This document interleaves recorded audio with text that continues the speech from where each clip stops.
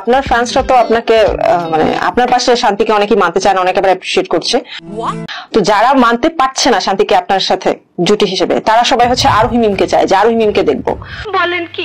এগুলো যখন আপনি শোনেন যে সবাই আরোহী মিমকে চায়, আমাকে দেখতে চায় না, তখন আপনার রিঅ্যাকশন কি ছিল? দুজনের মতামত শুনুন। আমার কাছে মনে হয় না এখন আর আমার কোনো ফিকশনে বা মিউজিক ভিডিওতে আপনি যার নামটা বললেন তাকে কেউ চায়। এইটা কোনো কথা? বাট যদিও চায় আমি আর কখনো করব না, ঠিক আছে?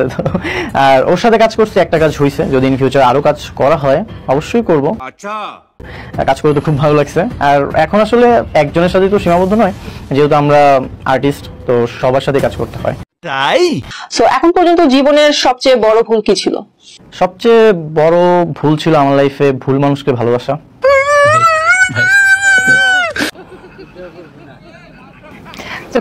কন্ট্রোল।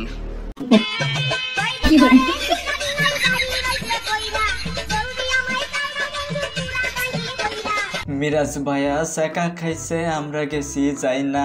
তো গাইস, তারা কে শেখা দিতে পারে অবশ্যই তার নামটা একটু কমেন্টে জানিয়ে যাবেন।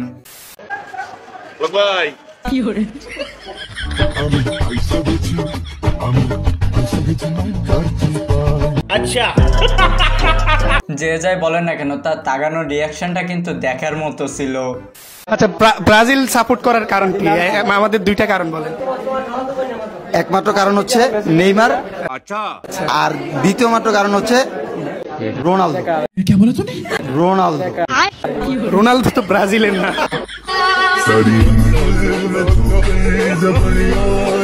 এরাই বলে আসল ব্রাজিল ফ্যান। হ্যাঁ গাইস, ফ্যান যেটা ঘুরে সেটাই।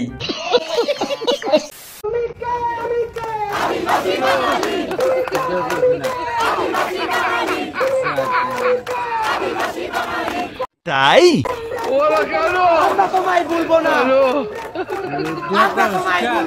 তো গাইস, এদেরকে নিয়ে কথা বলা হবে, তার আগে ইন্ট্রোটা দিয়ে নি। চলো ভাই। হ্যালো এভরিওয়ান, অনেকদিন পর অস্থি বাংলা আরো একটি নতুন পর্ব নিয়ে হাজির হয়ে গেলাম। আশা করি আজকে ভিডিওটা আপনাদের কাছে অনেক বেশি ভালো লাগবে। তাহলে আর দেরি কেন, চলুন শুরু করা যাক।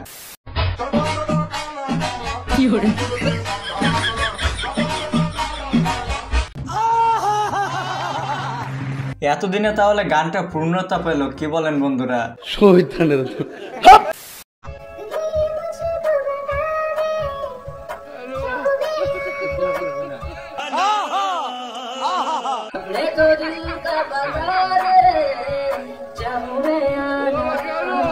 কন্ট্রোল।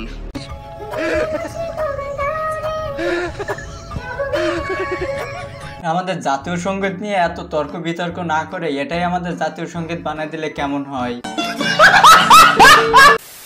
হ্যালো,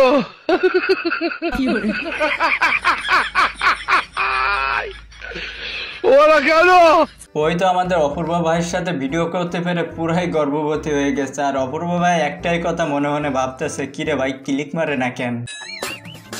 ভিডিও করছি তো আমাকে ডাইরেক্টলি কেউ কিছু বলে নাই, সবাই বলতো ফিল্মের ভাষা বুঝে। তো আমি বলতাম কি, তখন শুটিং এ যেতাম, যাওয়ার পরে তো মানে মামা কাকা ডাকতাম, এই জন্য আমাকে আর শুটিং করতো না। কি জানি ওগুলো বলতো না। আরেকজনেরও বলছে যে আচ্ছা ওনারে তো মামা ডাকছে, ওনাকে কি ডাকবো? বলছে কি আপা ডাকো। হেতে আসলে ফিল্মের ভাষা বুঝে না। ফিল্মের ভাষা কি কেউ মামা চাচা বলে, জান শোনা ময়নাটিয়া, এগুলোই বলতে হয়। তুমি যদি বলতে এগুলো, তাহলে তোমার করতো বিয়া, তোমার নিয়া করতো শুটিং।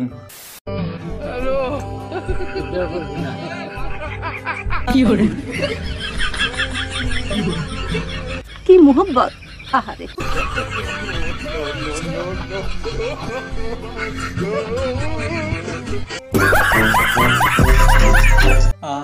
কি আরাম। আমি অবশ্যই বলতে চাই যে শাকিব খানের থেকে প্রিন্স মামুনের জনপ্রিয়তা এখন সব থেকে বেশি। আপনি কি কিছু খান? কিছু খাই বলতে ও কিছু খায় না, ও খেয়ে তাই ওইখানে আসছে।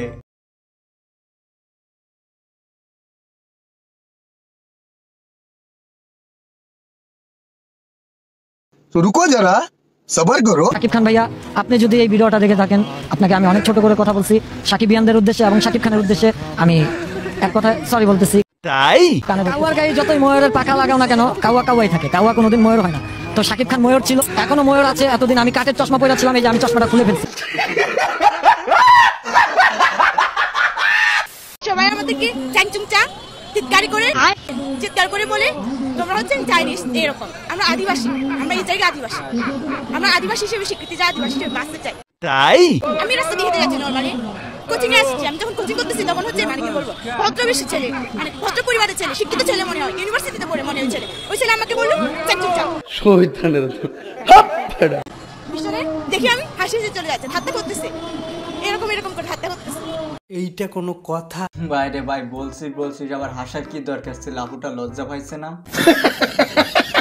তখন আমরা রাস্তায় মানে রাস্তাঘাটে বাইর হই, কি বলে জানেন, চিচিং পংকে চাইনিজ বলে। আমরা আমাদের এগুলো শুনতে বালা খারাপ লাগে, আমরা কি করবো, কিছু করা না, আমরা চুপ করে থাকি। তাই আমাদের পাহাড়ি মেয়েদেরকে কি বলে, পাহাড়ি মাল। কি আমাদের পাহাড়ি মেয়েদেরকে কি বলে, পাহাড়ি মাল। এগুলো কোনো কথা?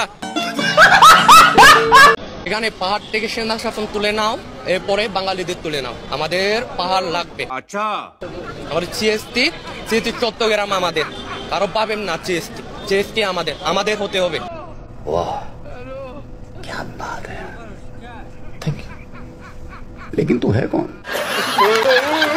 ভাইরে ভাই, এদের শখের কোনো শেষ নাই। এরা যেভাবে আবদার করা শুরু করছে মনে হচ্ছে মামুর বাড়ির ডাল। হ্যাঁ, ওই যে কথায় আছে না, সুখে থাকলে ভূতে কেলা, এদের হয়েছে ওই অবস্থা। এখনকার মেয়েরা মায়ের মতো রান্না করতে পারে না, কিন্তু বাবার মতো বিড়ি টানতে ঠিকই পারে।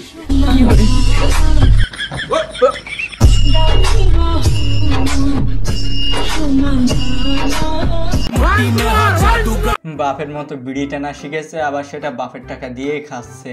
এইটা কোনো কথা? দেখা হইলো কেমনে কথা, এটা তো জানা গেছে। দেখা অনেক আজব বাপে হইছে।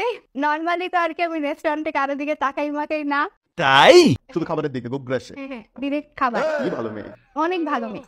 ও আমার সাথে আই কন্ট্যাক্ট করতেছিল, দূর থেকে স্মাইল করতেছিল। জন আব্রাহামের মতো হাসিও, জনাবের মতো হাসি, জন আব্রাহামের মতো হাসি, শাহরুখের মতো চুপ ওরে তুই মা দিও জন আব্রাহামকে। আসলে কে? আরে রিলেশন নিয়ে কে কথা বলতেছে, কেমনে পরিচয় হয়েছে সেটা নিয়ে কথা হচ্ছে। তো এইভাবে আমাদের দিল মে লাড্ডু ফুটা, দিল মে মেরা नहीं उसका लड्डू फूटा। আসলে ওর লাড্ডু ফুটা, তা না হলে চকলেট কি অন্য লাড্ডুর উপরে লাভ দেয়? ভালো করলে তো সবসময় ভালো করলে তো ভালোই লাগে, আর খারাপ করলে তো সবসময় পাশে থাকে। হায় হায়, খারাপ করলে তো ছেড়ে যাওয়ার মতো তো কিছু না। খারাপ করলে সাপোর্ট করি যাতে আরো ভালো করে, আর এই তো ইতনা সুকুন।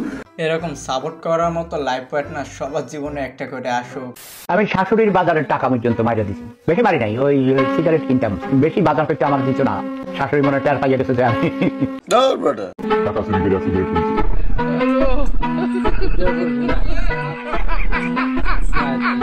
সেহুদা আসলে একখান জিনিস। 3 মাস হ্যামস্টারে টিপাটিপি কইরা 2000 টাকা কামাইলাম। তো রুকো যারা। আরে মামা, আমি এক শুক্রবারে 5000 টাকা কামাই।